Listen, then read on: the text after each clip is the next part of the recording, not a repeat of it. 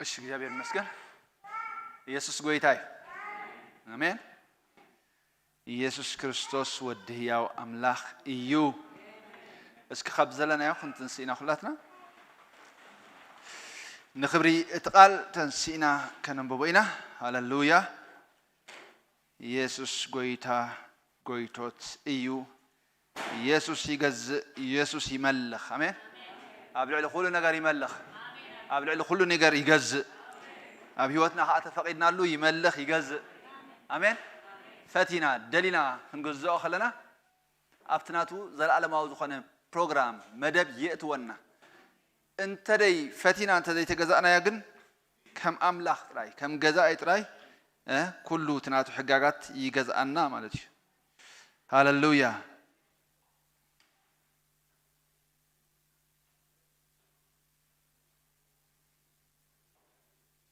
እሺ እግዚአብሔር ይመስገን ዕብራውያን ምዕራፍ 9 ከተውጽኢኹም ቃል እቶም መጽሓፍ ቅዱስ ዝሓዝኩም ሓቢርና ከነንብቦ ኢና ካብ ሓደ ስጋብ 14 ቃል ሓይሊ ስለ ዘለዎ ከንብቦ ብሽም ኢየሱስ ክርስቶስ ደጊም ነተቀዳማይ ኪዳን ድማ ነገልግሎት እግዚአብሔርን ምድራዊ መቅደስን ሕጋጋት ነይርዎ ድንኳን ተተኺሉ ነበረሞ ኣብ ተቀድም ትርከብ ቅዱስ ትበሃል ክፍሊ ቀንዴል ሰደቃን እንጌራታት ምርአይን ነበራ ብኽንየው እቲ ካልኣይ መጋረጃ ግና ኣብቲ ድንኳን ቅድስተ ቅዱሳን ትበሃል ነበረት ኣብ ኣጽንሃ ወርቅን ብኩሉ ወገኑ ብወርቅ ተለበጠ ታቦት ኪዳን ነበረሞ ንሱ ነተንማና ዝሓዘት ፍዮ ወርቅን ተጥዕት ዘንጋሮንን ጽላት ኪዳንን ዝሕዝ ነበረ ኣብ ልዕሊኡ ድማ ነቲ መንበር ጸጋ ዘጽሉ ናይ ክብሪ ክሩቤል ነበሩ ብዛዕባ እዚ ሕጂ በብናቱ ክንዛረበሉ ዘይኮነልና እዩ እዚ ከምዚ ኮይኑ ምስ ተዳለወ እቶም ካህናት ኩሉ ሳዕ ናብቲ ናይ ቅድሚት ድንኳን ኣገልግሎት ከብጽሑ ይኣትዉ እዮም እቲ ካልኣይ ግና እቲ ሊቀ ካህናት በይኑ ሓንሳ ኣብ ዓመት ይኣቱ ግና ካብ ዘይቲ ምእንቲ ርእሱን ምእንቲ ስሕተት ህዝብን ዘቕርቦ ደም ኣይኣቱን እዩ እቲ ቀዳማይ ድንኳን ገና ቆይሙ ከሎ እቲ ናብታ መቕደስ ዘእቱ መገዲ ገና ከም ዘይተገልጸ መንፈስ ቅዱስ በዚ የርኢ ኣሎ ንሱ ነዚ ሎሚ ዘሎ ዘመን ምሳሌ እዩ ከምኡ ገይሮም ነቲ ኣገልጋሊ መቕደስ ብሕልኑ ፍጹም ክገብሮ ዘይከኣሎ መባእን መስዋዕትን የቕርቡ ኣለዉ እዚ ምስ መባልዕን መስተታትን በዓይነቱ ምሕፃብን እቲ ዘመን መቕናዕ ክሳዕ ዝበፅሕ ስጋዊ ስርዓት ጥራይ እዩ ክርስቶስ ግና ናይቲ ዝመጽእ ሰናይ ነገር ሊቀ ካህናት ኮይኑ ምስ መጸ በቲ ብሉጽን ፍጹምን ብኢድ ዘይተገብረ ማለት ካብዚ ፍጥረት ዘይኮነ ድንኳን ብደም ድቤላታትን ምራኹትን ዘይኮነስ ብደም ርእሱ ናይ ዘለዓለም ምድሓን ረኺቡ ሓደ ግዜ ናብቲ መቕደስ ኣተወ ስለዚ ብደም ድቤላታትን ኣራዊሕን ሓሙኽስታርሕን ኣብቶም ዝረኸቡ ዝተነጽጉ ንምጽራይ ስጋ ዝቕድስ ካብ ኮነስ ደም ክርስቶስ ብናይ ዘለዓለም መንፈስ ገይሩ ርእሱ ብዘይጽያፍ ንኣምላኽ ዘቕረበ ግዳ ንስኻትኩም ንህያው ኣምላኽ ከተገልግሉ ክንደይ ኣዝዩ ንሕልናኹም ካብ ሞት ግብሪ ዘየንጽሖ ኣሜን ሃሌሉያ ቃል ዝህያው እዩ ንሕልናኹም ካብ ሞት ግብሪ ዘንጽሕ ዋጋ ተኸፊሉልኩም እዩ ኣሜን ካብ ሞት ግብሪ ወፂኹም ኢኹም ካብ ኩነኔ ወፂኹም ኢኹም ካብ ነቐፋ ወፂኹም ኢኹም ድሕር ደጊም ካብታ ናይ ሞት ኣገልግሎት ወፂና ናብታ ናይ ኣገልግሎት ህይወት ኣቲና ካብ ኣገልግሎት ኩነኔ ወፂና ናብ ኣገልግሎት ሓርነት ዳኣተና ሰባት ኢና ሃሌሉያ ክብሪ ንሽሙ ይኹን በቲ ዝቐደሰልና ሓድሽን ህያውን መንገዲ ብደም ኢየሱስ ክርስቶስ ተነጺግና ማለት እዩ ብምጽሩይ ሕልና ኣብ ቅድሚ ኣምላኽ ክንቀርብ ዘኽእለና ዋጋ ተኸፊሉልና እዩ ሃሌሉያ ጎይታ ነመስግነካ ኣሎና ብክርስቶስ ኢየሱስ ስም ስለዚ ህያው ዝኾነ ቃልካ ተመስገን እግዚአብሔር ኣቦ ብርግጽ ደም ኢየሱስ ክርስቶስ በቲ ናይ ዘለዓለም መንፈስ ገይሩ ኣብ ቅድሚ ኣምላኽ ቀሪቡ ምንጻሕና ተዛሪቢ እሞ ተመስገን ሓርነትና ተዛሪቢ እሞ ተመስገን ብጣዕና ተዛሪቢ እሞ ነመስግነካ ኣሎና ወእግዚአብሔር ኣቦ ካብ ደም ኣቤል ዝሓሸ ዝዛረብ ደም ኢየሱስ ክርስቶስ ናብኢኹም ድበጻሕኹም ኢልካ ቃልካ ብርግጽ ዝሓሸ ዋጋ ስለተኸፍለልና ተመስገን ዝሓሸ ምድሓን ዝሓሸ ምጣይ ስለተገብረት ተመስገን ዝሓሸ መስዋዕቲ ስለተኸፍለት ተመስገን ዝሓሸ ኣገልግሎት ስለዝኣተወ ነመስግነካ ኣሎና ዝሓሸ ሊቀ ካህን ክርስቶስ ኢየሱስ ስለዘለና ነመስግነካ ኣሎና ኣባ ህያው ዝኾነ ንዘላለም ያው ዝኾነ ደም ዘፍሰሰልና ጎይታ ስለዘሎ ንመስግነካ አሎና ያቤት አቦ ቃልካ ክረኽለና መንፈስካ መንጎና በኃይል ይመላለስ ስርዓትካ ክንፍጽም ከለና ብመንፈስካ ከተጽንዖ ብሽም ኢየሱስ ክርስቶስ እጽልይ ኣለኹ አሜን ሃሌሉያ ኢየሱስ ጎይታ አሜን ዘለና ይኸፍክን ቢልና ይተባረኩም ያዚ ናይሎም ማዓንቲ ቲ አርእስትና እንታዩ ደም ኢየሱስ ክርስቶስ ካሙት ግብሪ ታይገርናዩ አንጽዩና እዩ ዝብል አሜን ካብ ምንታይ አንጽዩና ካብ ሞት ግብሪ ታይገርናዩ ሓራ ጌሩና ያምላኽ መስገን ሎሚ ድራር ጎይታ ስለዘለና ናብ ዝርሰ መሪስና ሓለፈ ግዜ ጀመረተሎ የሰሓፍትና ክትቅጽሉ ያ ማለት እዩ ኔክስት ንሎም ግን ኣብዚ ዙርያ ጾም ጸሎት ስለተቀነየና ኢና ብሬክ ጌርና ማለት እዩ ስለዚ ደም ኢየሱስ ክርስቶስ ክንብል ከለና ግን እንታይ እዩ ዘመልክት እንታይ እዩ ዝዛረብ ዘሎ ደም ክንብል ከለናሲ መጽሓፍ ቅዱስ ክዛረብ ከሎ ብዛዕባ ደም ማለት እዩ ከምዚ ኣውሲ ገለ ማጂክ ሓይሊ ስለ ዘሎ ይኮነን ገለ ኣይኮነን እቲ ብድሕሪ ዘሎ the whole picture ዝዓበየ ስእሊ ክንክእል ኣሎና ማለት ደም ኢየሱስ ክርስቶስ ክብል ከሎሲ ከምዚ ካብ ኣካላቱ ፈሲሱ ዝነጠበ ደም ኣይኮነን ዝዛረብ ዘሎ ብዓብዩ ብዛዕባ ናይ ጎይታና ኢየሱስ ክርስቶስ እቲ ኣብ መስቀል ዝገበሮ ውዕለት ኣብ መስቀል ዝገበሮ ስራሕ ወይ ከላይ መወዳእቱ ኣብዚ ምድሪ እዚ ተጎሳቂሉ ብዙሕ መከራ ሓሊፉ ብሞት ሙሉእ ብምሉእ ኮንሱም ገይርዎ ኣብ መስቀል ዝኸፈለልና ዋጋ ዘመልክት እዩ ማለት እዩ አሜን የዝ ደም ክንዛረብ ከለናሲ ብዙሕ ግዜ መቸም ሰበኽት ሞ ክብለና ከሎ ሸረር ንብልና ንወፂና ካብቲ መስመር ማለት እዩ ሓንቲ ናይ ጎይታና ኢየሱስ ክርስቶስ ሓንቲ ጠብታ ደም ንብዘላ ዓለም ከተድሕን ትኽእል ነይራ ግና ካብ ጎይታና ኢየሱስ ክርስቶስ ሓንቲ ደም ጥራይ ኣይኮነ ናፍሲስልና ህይወት ይህብና ይባል but that's not true yes ቆም ዝካል ተዝኸውን ነይሩ ጎይታና ኢየሱስ ክርስቶስ ኣብ መስቀል ሕሱም ዝኾነ ኣማውታ ሞት ኣይመድለየን ነይሩ he had to die ክሞተልና ነይርዎ ኣብ መስቀል ሓዲግ ሰማይ ሓዲግ ምድር ተኸውን ነይርዎ ክንጥልጠለልና ነይርዎ ምኽንያቱ ነፍሲ ኣብቲ ደም ስለዘላ እቲ ደም እንታይ ዘመልክት መስልኩም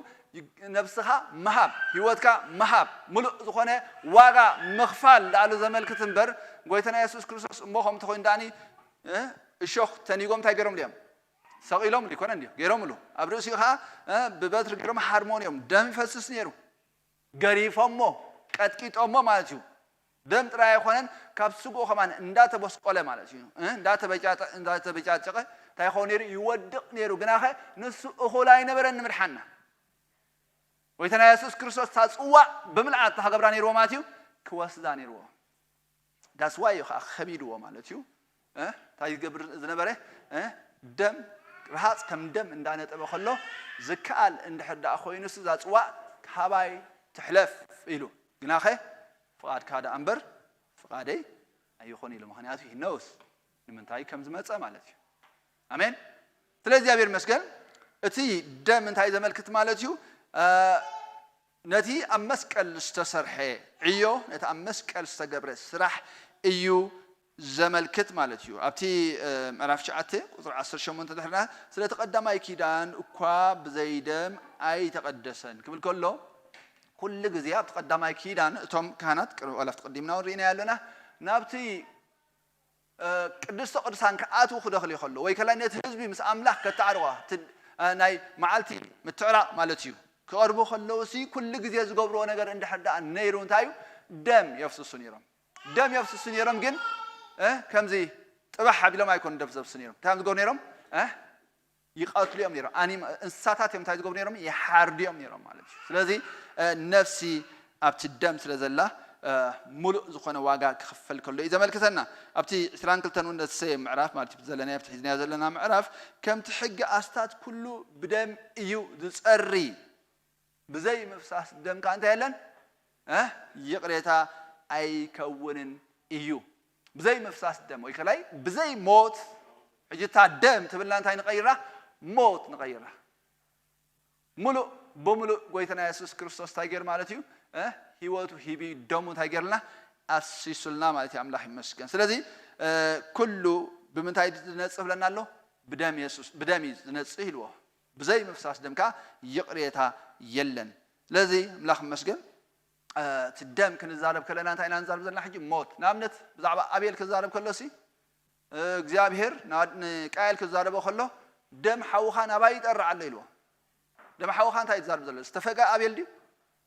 ብዛዕባ ዝሞተ እንታይ ዝገበረ ህይወቱ ዝሓለፈ ማለት እዩ ብጭከና በሐው እንታይ ዝገበረ ዝተቀትለ ኢድ ዝዛረብ ዘሎ ስለዚ ደም ክብል ከሎ ነት ሞት የመልክት ከም ዝኾነ ከብለልኩም ደልየ ማለት እዩ ኣብቲ ራእይ ዮሐንስ 12 ሓደኻ 11 خمس زبل قال لنا ማለት ሳላ ደም እትገንሸልን ሳላ ቃል ምስክሮም እንካ ታይገብሮ ሳዓርዎ ስለዚህ ትደም ታይ ሲግኒፋይ ዝገብር ነቲ ሞት ሲግኒፋይ ዘመልክት ማለት ያምላህ መስገን ሳላ ደም ትገንሸልን ሳላ ቃል ምስክሮምን ሳዓርዎን ህይወቶም ካክሳዕ ሞት ታይገብሮን አየፍ ቀርዋን ይብለና ማለት ያምላህ መስገን ስለዚህ በኋላ አዘራርባ ካንታ እንዳበለ ይገልጾይ መስቀል መስቀል ቃል መስቀል ነቶም ጣፍዕሽነት እንዳበለ خزاربنا خلو the same ዛዕባ ሞት ጎይተና ኢየሱስ ክርስቶስ ይዛርብ ዘሎ ስለዚህ ትደም ዝብልን እቲ መስቀል ዝብልን ኢኩቫለንት ማዕረ አይነት ኃይልን ማዕረ አይነት ስራሕን ዘመልክት ናይ መስቀል ስራሕ እዩ ማለት ያምላህ ይመስገን አሜን ኣብ ዘጻት እንድሕዳ ኸይና ኣብቲ ምዕራፍ 12 እንድሕዳ ኸይና ሲ I don't know ግዜ እንድሕራለኒ ቁርብ ሕልፍ እንዳል ቁርብ ከም በወኽፍትኔ ዘጻት 12 እስከ ነውጽ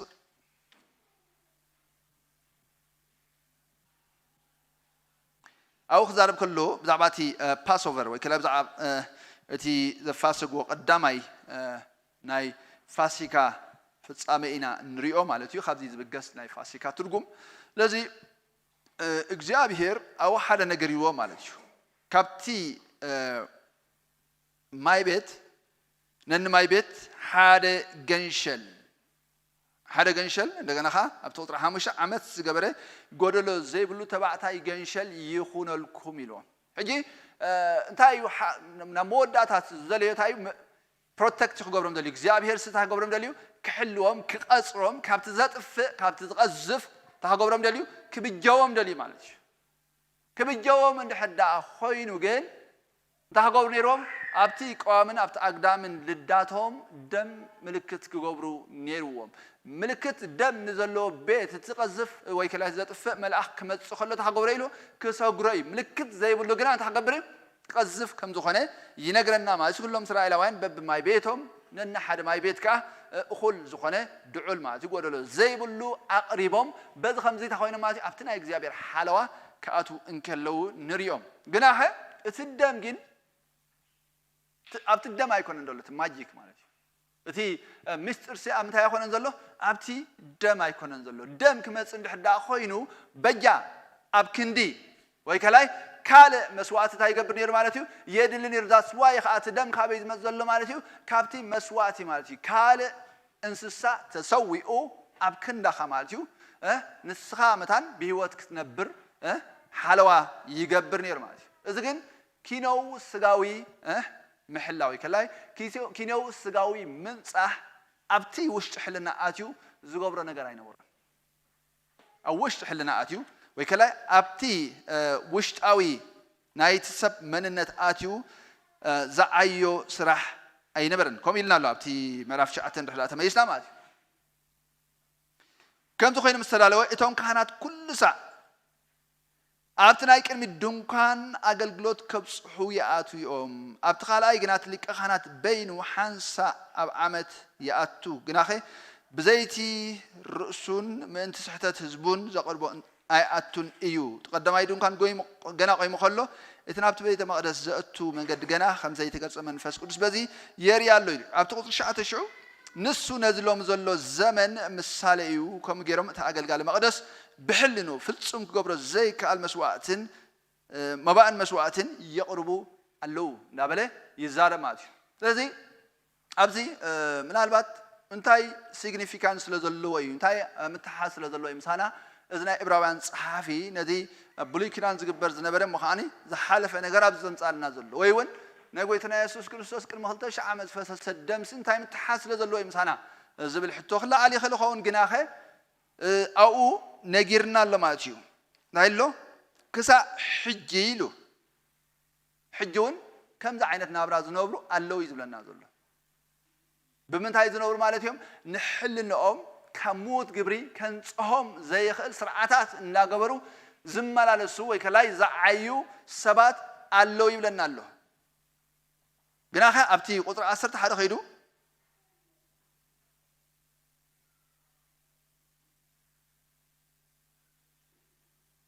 كزارب كله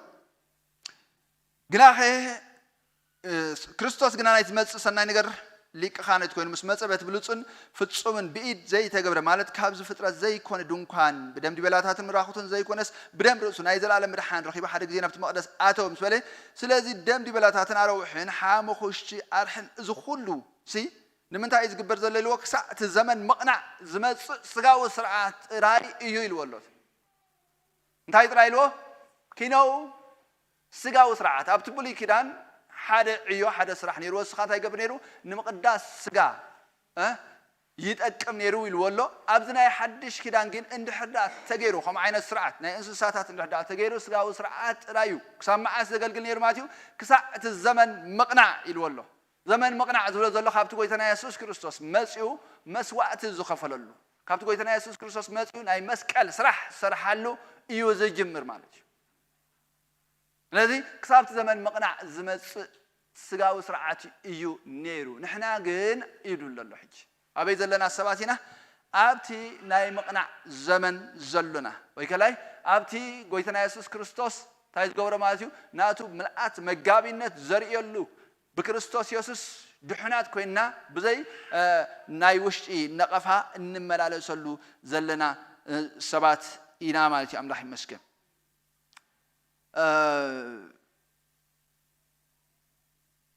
أبتي قطري تشعته تأجل جالسي بحلنو فتصوم كجبر زي كألو مسوات هاي جبرالو يقرب اللو كبلت أني حمالة شتي موت جبري زبلا زلون هاي وكلاي كموت جبري كابتي أبتي قطري عسى تربع دقة نحلناهم كندي كموت جبر تاي دي جبرو زين صحوا خايلنا له ماله سلازي كلاتنا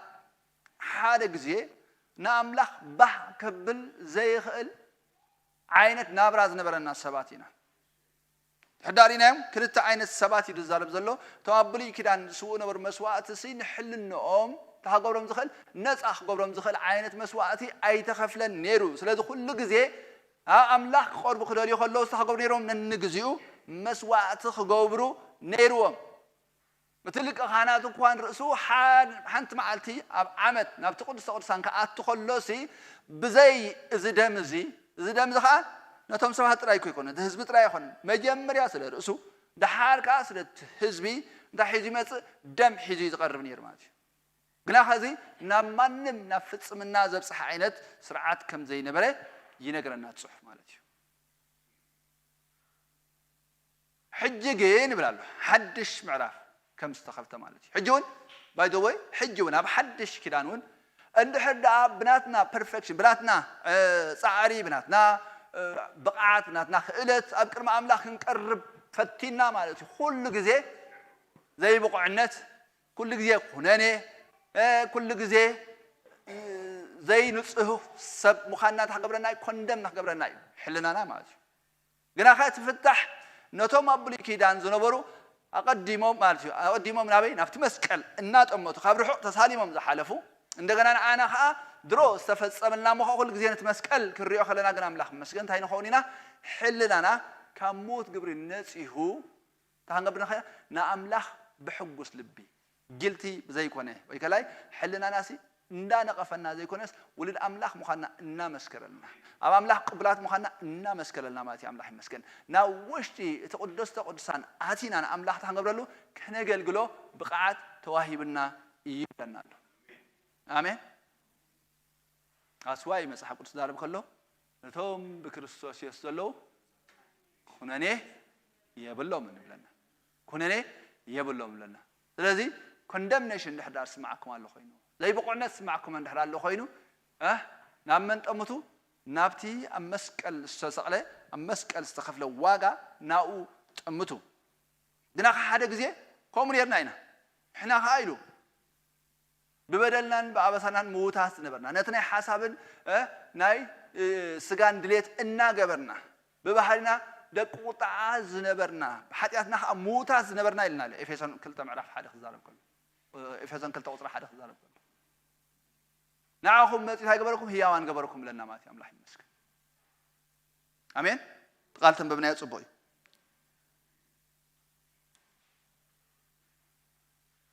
كم زيبل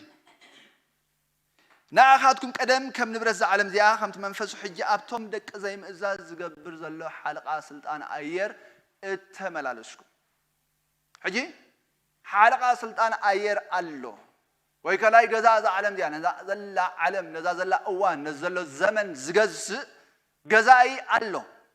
that's why قويتنا يسوع كريستوس كاب عالم أوتينا جنا خاب عالم علينا تكوسموس علينا جنا خاب تا أيوني ويكلا خاب تا سيطان زجاج الزمن ويكلا سيطان زجاجو أسرار حكاية دا كنت غيرنا تبجينا إحنا بمنتهينا نقرأت ما تبي بنا إجزاء بهير قال حسب دا الله نقرأت من رمي معرف شدشته قطري 10 شعات مثل نخزار بكل شيء حج خاني نتتوهبكم له مثالي مهرو سلستوهبكم يبلنا نتس قرصكم ناي كريستوس يسوس مثلي أباخاتكم قر زهل مثالي مهرو سلستوهبكم تايكونكم الله خيانكم الله فريهم كان نزل العالم هيوتي دابله ينقرنا ماتي الله يمسك لذي نحنا نجزء قويتا الله عالم بملئتها جن أبتحتي جزائي نايز عالم جاز خونه الديابلوس كم زلاي مسحب قدوس نقرنا ما لذي كم تحج منفسه أبتم دك زي ما إزاس بدلية خمسينات حساب كم تناتهم مخر غير استاي قبرم نافيجيت قبرم لا نابتس دلية نقر مالتي لك خمتي نقويتها بذاك زانا متن نعنا نابت حساب مخرن زوستنا ماتيو لك هم اتوا عالم زلو ناي منافس امتي حسابهم اي شيطان حساب استناغلتن افصمتن يوم غرمكم حسابنا اندحر زي تحدثه مساتاتهم تاينا نخون مسيلكم تدانا قصناتهم نخون هو تدانا قصناتهم نخونينا دحدا امرنا لي تحسب ناملاح نجزا لنا اندابلنا خلنا تاي نخوننا ماتيو مهنياتو هو ما تمثل دي مو خمس دي اندابلنا سيمباتايز نغبرينا غنا خير مصحف قدس كنغرنا خلو بمحداث حسابنا خلوت انبر نزا عالم زيا كن مسلات هيغبرناني اي نغرنان ايو ስለዚህ نحنا كلاتنا خانتنا يسغانا حسابات دليت እና ገበርና ቀደምት እንዲስጋና ምሳታቶም ንነብር ነበርና ከምቶም ካልቱን ባህሪና ለቆጣ ነበርና ግናኸ እቲ ብሕረት ሃብታም ዝኾነ አምላኽ ምን ተታባ ዘፍቅርና አባይ ፍቅሩ ታይገርና ተበጅና አድሒንና ነፃ አውጪና እግዚአብሔር ይመስገን ስለዚህ አምላኽ ይመስገን እንታይ አይብል ደለኹ ካብዚ እዩ አውጪና ካብቲ ሞት ግብሪ እዩ ታይገርና تبجينا كبجونا خلوجين سقيل يكونن بخوم يكونن أبتي قطر 14 دم كريستوس بنايزل على منفس غير رأسه بزي صياف نأملاخ زقربة قدا نانجلين جاتيرنا أوفر زقبره رأسه سايز قبره ذهبه زقربه غايز ملكة النازي ناي فتاو هياب ناي فتاو سرح إزرينا أملاخ مسك آمين ويتنا يسوع كريستوس أمسكال كموتلنا خلصي أهيداويان حيالات كوينن كفأت ويكد سلطة خون قال يكونن أنا يجزي حساب مثال فتسامي مالتي آمين of course ترلبهم يروميو ما فتسامي خوينن السم مالتي جناحه أنا يجزي مخرجنا أبوتي إنيرو ويتنا يسوع كريستوس نحدا نجاري ماتي مالتيو تحقبر مثلا أبتي مسكال مثلا رأسه كهب إيو ماتيو تلازي نسو بعلو بفتاو زغبريو ابتي حلف خريو خلنا انت يبليرو دم راخو دم حمخ شارحو غلغلس تسوي انت يخونيو نمصراي سغا يقدسيو معرف 10 تخينا عند حدا خينا ندحرينا خبر 4 جميرو خمبه معرف 4 ابراويان او كم زبل قال الله مالت دم ابعر اند بلاتاتن حاتيات كرحق اي كالون ايو ስለዚህ ናብ ዓለም ከአትخلو ይብል ስጋ አዳሉ ካለ አሜን እቲ ዝቀርብ ዝነበረ ሓደ ካብቲ ኳሊፋይ ዘይገብሮት አይመስልኩም ኮንሽስ አይኮንንቶም ዝስውኡ መስዋዕትሲ ኮንሽስ ኮይኖምን ስለና በጃ ኣነ ሓልፈልካ ኢሎም ደሓልፍ ይኮኑን ተገዲዶም ተጓሪቶም ከም ኣብ ቅድሚ መቐስታ ስቕ ትብል በጊዕ ኢልና ኣሎ ንጎይታና ኢየሱስ ክርስቶስ ስቕ ኢሎም ተጓሪቶም ዝመፁ ነይሮም ጎይታና ኢየሱስ ክርስቶስ ግን ከምኡ ኣይኮነን ይፈልጥ ነይሩ ማለት እዩ ንምንታይ ዋጋ ከፍል ኣሎ ፈልጥ ነይሩ እንደገና ጻሙ ከም ዝርኢ እሞ ከም ዝጸግብ ይፈልጥ ነይሩ ማለት እዩ ንዓይና ኣኻትኩም መስቀል ኮይኑ ርኢና ኣሜን ንዓኸሪኪ ኣሜን ንዓኻሪካ ያ መስቀል ኮሎ ብኡኻ ደስ ኢልወዩ እንታይ ገይርዎ ማለት እዩ ነቲ መስዋዕቲ ፈጺምዎ ስለዚ ብፍታዊ እንታይ ገይሩ ኣብ ክንዳና ርእሱ በጃ ዝሃበ ስለዚ ናብ ዓለም ከኣቱ ከሎ ይብል ስጋ ኣዳሎ ካለይ እምበር መስዋዕቲ ሕዱድን መስዋዕቲ ብልዕን ኣይደለኻን ብዝሓርር መስዋዕትን በስለ ሓጢኣት ዝስዋዕ ውን ባህ ኣይበለካን ሽዑ ከዓ ኣነ እንሆ ኣብቲ መጽሓፍ ብዛዕባይ ጽሑፍ ኣሎ ወኣምላኽ ፍቓድካ ክገብር ኢለ መጽእ ኣለኹ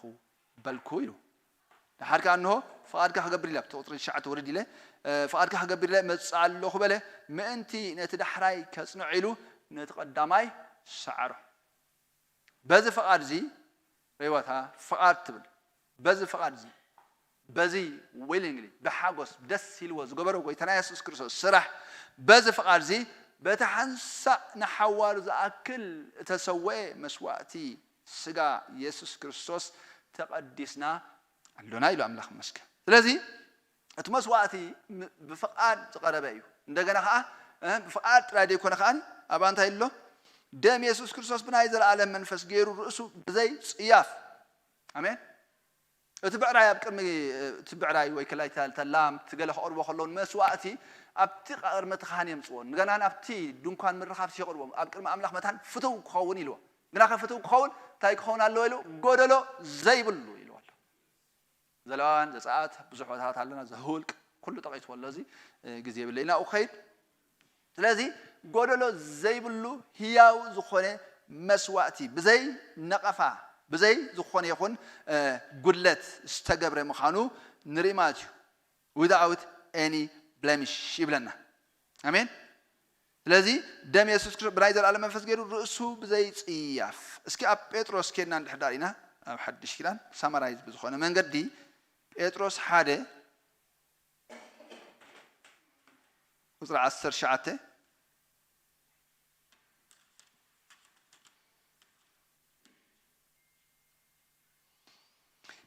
كم زبل قال ننبب كابتي خاوبوتكاتكم اتقبلكمو كنتو نبرت رايوا ابتتايلو والله موت جبريل والله ابزخا خاوبوتاتكم اتقبلكمو كنتو نبرت بزعوا طريت بزعوا ورشا يكون نزارب زلو بزعواتي كاب ادم استقبلنايو ودق زخونه ممللاس نابرا هيوت قد هيوت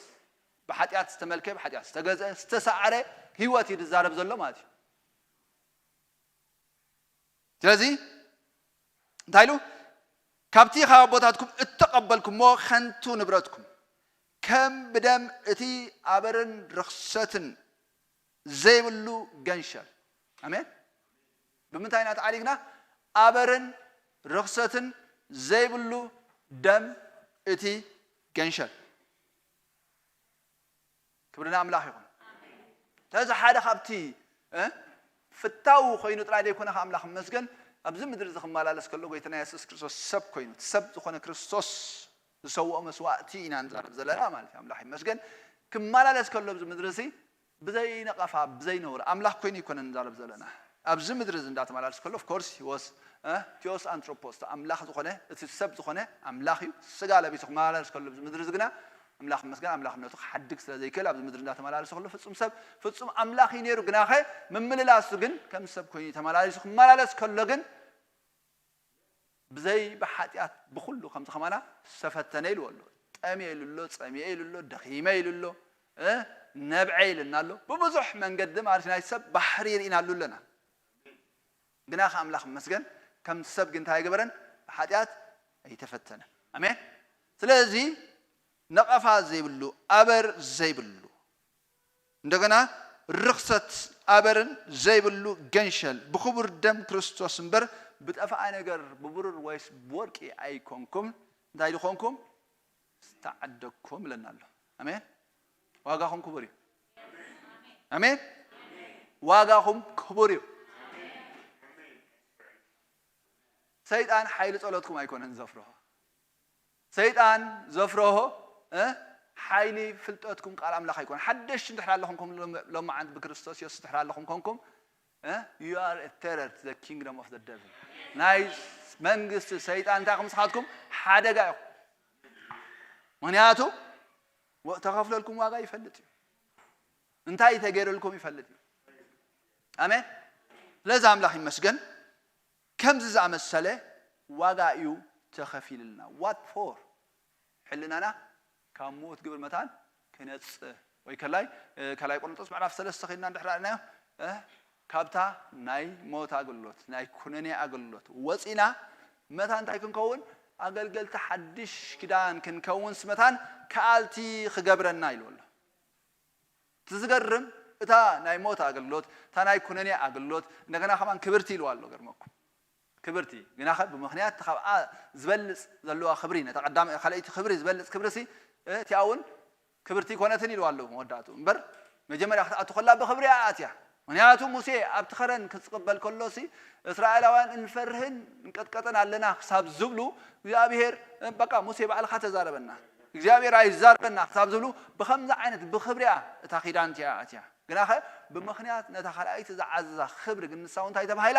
ዘይ ክብርቲ ተባሂላ ማለት እዩ ስለዚ ኣብ ዝሓሸ ኺዳን ኣብ ዝኸበረ ኺዳን ኣብ ዝኸበረ ተስፋ ዘሎና ሰባት ኢና ማለት እዩ ኣምላኽ መስገን what the final goal እንድሕዳ ኢልና ግና እንታይ መታን ክንገብር እዩ ደጊም ክርስቶስ ብዘለዓለም መንፈስ ገይሩ ርእሱ ብዘይ ጽያፍና ኣምላኽ ጸረበ ግዳን ንስኻትኩም ንህያው ኣምላኽ ከተገልግሉ ብለና ኣሎ the final goal ሲ ድሒና oh thank you god ድሒነ ኢልና ክንድቅስ ኣይኮነን አሜን ምድሓና ዓቢ ነገር እንዲሁ ምክንያቱ ዘይድሓነ ዛዕባ ድሕነት ክዛረብ ኣይኽእልን ይመች ዘይተባረኸ ብዛዕባ በረኸት ክዛረብ ኣይኽእልን ስለዚ ኣምላኽ መስገን እግዚአብሔር ዘድሓነናስ ንሓደ ዕላማ እዩ ኣምላኽ መስገን ድሑናት ኮይና እንታይ መታን ክንገብር ህያዋን ኣማን ኮይና ኣብቲ ቤት እናተናሃነፅና ማለት እዩ ኣምላኽ መስገን ታንገብር ማለት እዩ ንኣምላኽ እነገልግል ሰባት ክንከውን ንኣምላኽ መስዋዕት እነቕርብ ሰባት ክንከውን ነዚ ኢና ተበጅና ዘሎ ነዚዩ ኣድሒኑና ዘሎ ክብርና ኣምላኽ ይኹን እቲ እታ ቃል ኣብኡ ተጠቂምላ ዘሎ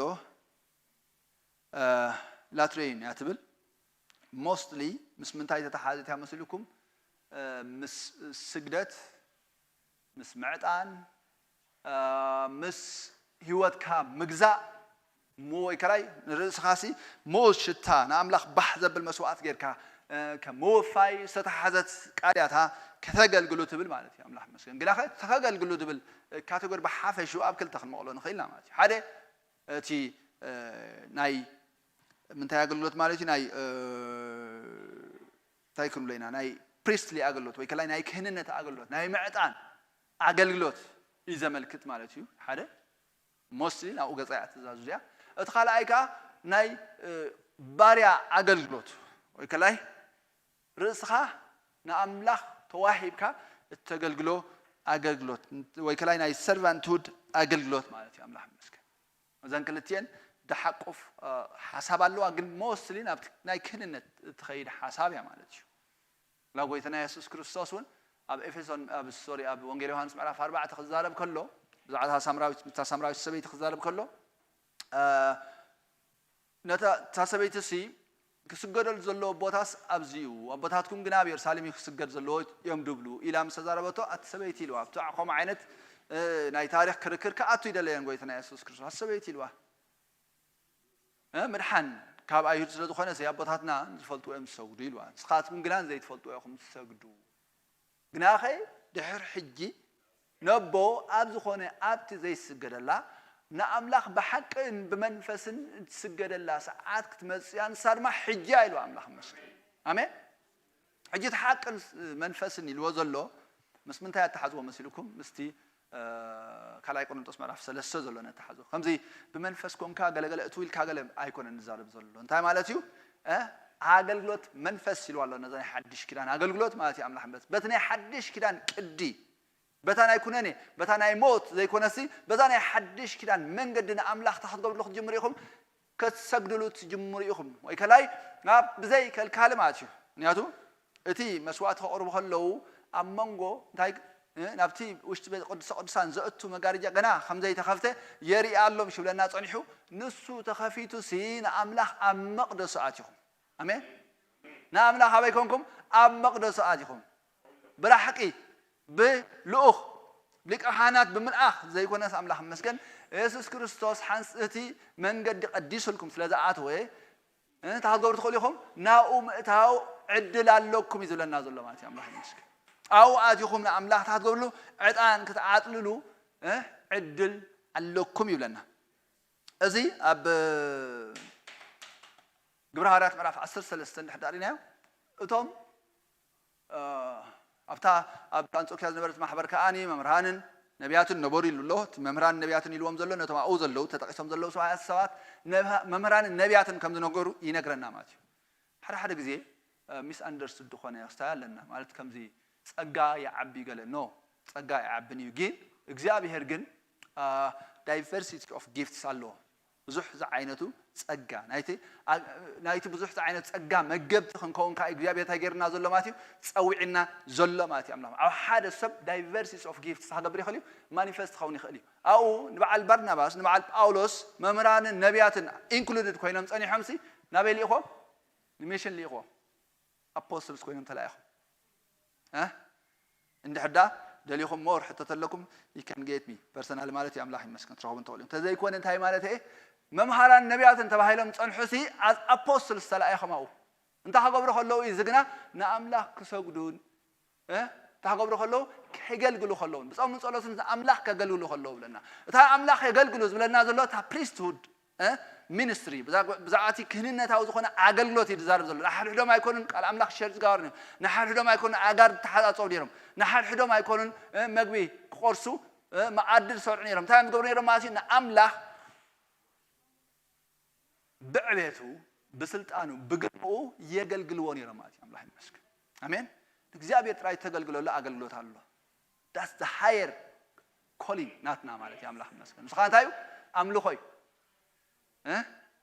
መቸም ሐበሻ ቆርብ ጸገም አለውና አምልኽቲ ይኮና ፕሬዝ ንገብር ንኸውን ስለተገብረልና እሱ the highest ዘዓለ ደረጃ ግን አምላህ መስገን ታይ ምግባር ምምላኽ ክትክእል አለካ እግዚአብሔር ስለ መንነቱ ታገብረ ማለት እዩ ኣብ ቅድሚኡ ክትፈስስ ንዑ እንደ ሐሰብ ከዕቤቱ ስልጣኑ ግርሞ እና ተረዳእካ ማለት አምላህ መስገን ልክዕታ ስግደት ትብልሲ ኣብ ቅድሚ እግዚአብሔር መጽኻስ ተሰጢኻ ሙዳቅ ኩሉ ኃይልኻ ተጸንቂቆሲ ተኸመባር ማለት እዩ ኣብ ቅድሚ ሙዳቅ ማለት አምላህ ይመስገን ኮም ያተመልክት አሜን ኮም ደይ ይግበረና አይ እግዚአብሔር ክብር መጽሖም ተደፋአና እንኮልና ጽቦ ነር ደስ መለን እግዚአብሔር ይመስገን I have seen so many times in my ministry in my life ማለት አምላህ ይመስገን አሜን ስለዚህ ንዑ ኸነገልግሎ this is the higher calling تزلعله ጽዋዕና እዚ አምላህ ይመስገን አሜን ስለስተገብረሉ ሁሉ ይመስገን አይኮን እንዴ አፍት ባህልና ከማን ምዝገበረልካስ ወይ ግበረሉ እንገብረሉ ስለዚህ ለኸና አምላህ ተመስገን ክሎ ይካሊ ማለት ግን ካው ሕልፍ ኢልና ግን አምላህ መስገን ስለ መንነቱ ግን ክንሰግደሉ መታን ክንከልካ አምላህ መስገን እቲ መጋረጃ ታገር ወይ ቀዲድ ወይ አምላህ መስገን ብስሙ ዝቀደሰልና ሐድሽን ህያውን መንገዲ አለና ማለት አምላህ መስገን አቲናን እግዚአብሔር ታንገብረን ኸይላ anytime አሜን የለንት መጋረጃ አብ ኦፊስ ኮንኩም you can worship him ድራይቭ ናገበርኩም ከለሁም you can worship him አሜን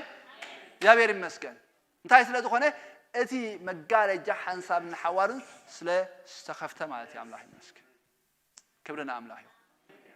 እግዚአብሔር ይመስገን እዚ ትዝለዓለ ኮሊንግ ናትናዩ እዚ ደረጃ ዘይተላመድና እንድሕዳ ኮይና ኦፍ ኮርስ ውሉድና ግን ከም እንታይና ነብር ዘለና ማለት እዩ ከም ባራ ኢና ነብር ዘለና ማለት እዩ ኮርስ ተኻላይ ያለው ማለት አምላህ ይመስገን ናይ ሰርቫንት ወደ አገልግሎት ካለ እግዚአብሔር ታይን ገብረ ማለት እዩ እነገልግለሉ ኣብ ቀደማይ ተሰሎንቄ ሓደ ተሻዓተ ክዛረብ ከሎ ታይሎ ስኻትኩም ኢሉ ካብ ጣዖታት ናብ ኣምላኽ ከመይ ከም ተመለስኩም ንስኻትኩም ትፈልጡ ኢኹም ኢሉ ዓላትኩም ፈልጡ እዮም ዳለ ተዛረብ ከሎ ማለት እዩ ድሕሪኡ ንሓደ ዕላማ እዩ ነቲ ህያው ኣምላኽ ናታ ካብ ትመጽእ ቁጣዓ ዘድሕነና ህያው ኣምላኽ ተኸትገብሩ ከተገልግሉ እንደገና ነቲ ህያው ኣምላኽ ከተገልግሉ እንደገና ነቲ ካብ ቁጣዓ ዘድሕነና ወዲ ኢየሱስ ክርስቶስ ምግላጽ ካንታ ክትገብሩ ክትጽበዩ ካብ ጣዖታት ናብ ኣምላኽ ከመይ ኢልኩም ከም ተመለስኩም ባዕላኻትኩም ፈልጡ ኢኹም ኢልና ኣሎ ስለዚ ንኽልተ ዕላማ ተመይስና ብለና ኸ እንዳገልገልና ነቲ ጎይታ ክንጽበ ኣብኡ ዝዛረብ ዘሎ ብዙሕ ዓይነት ኣገልግሎታት እዩ ዝዛረብ ዘሎ ማለት እዩ ኣምላኽ ይመስገን እቲ ሰርቪስ መሃብ ማለት እዩ ንቅዱሳን ተገልግል ማለት እዩ እንዳገልገልካ መኽሊትካ እናሽረፍካ መኽሊትካ እንታይ እንዳገበርካ ማለት እዩ እናባዛሕካ ንጎይታና ኢየሱስ ክርስቶስ ካብ ሰማያት ክትጽበ ፓሲቭሊ ክንጽበ መጽሓፍ ቅዱስ ኣይነገረናን ኢየሱስ ሓደ መዓልቲ ክመጽእ እንዳበልና ኣይኮንና ንጽበ ማለት እዩ እሱ ጥራይ ግን ኣይኮነን ሮሜ ምዕራፍ 6 ክዛረብ ከለኻ ሴም ዛዕባ ዝክዛረብ ከሎ ሮሜ ከድና ክነንቦይና 6 ካብ 16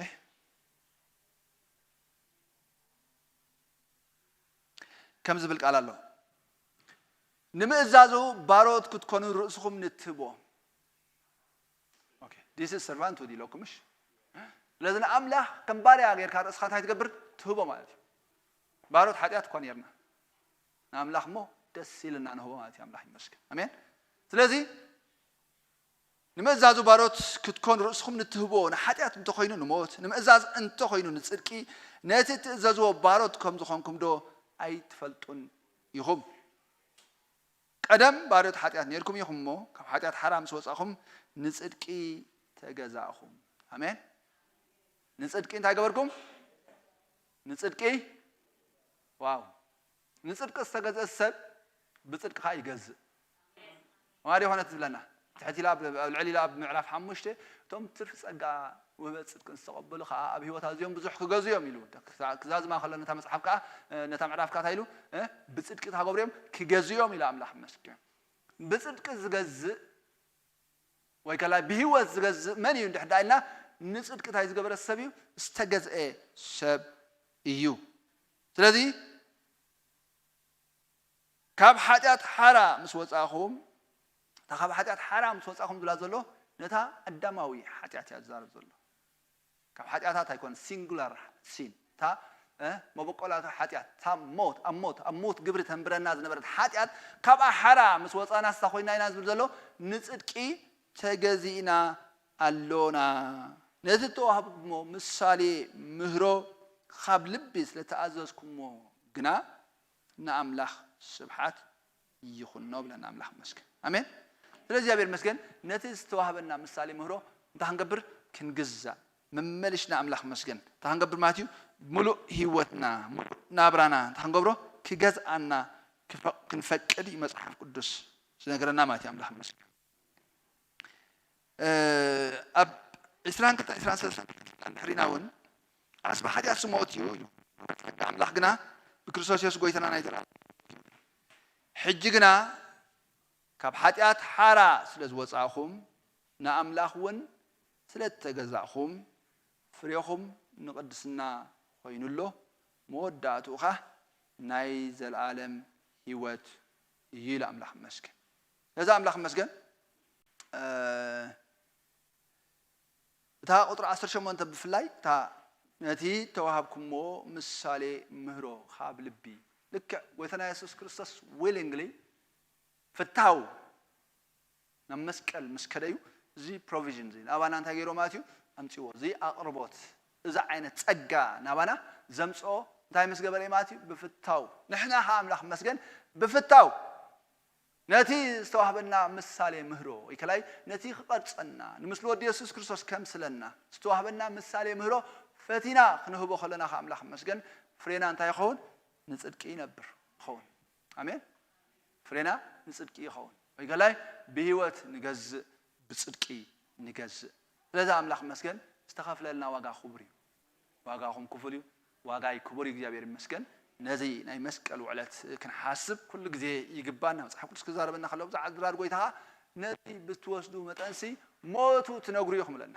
አሜን ኩሉ ግዜ መስቀል ኮንሽስ ክንከውን መስቀል ኩሉ ግዜ ክንሓስቦ ከም ዘለና እዩ መጽሐፍ ቅዱስ ዝነገረና እስኪ ተንሲና ሃሌሉያ ህይወት አሎ ኣብቲ ደም ህይወት ህይወት ዘላለም ክንብላ አምላክ መስገን ናማ yes hallelujah yes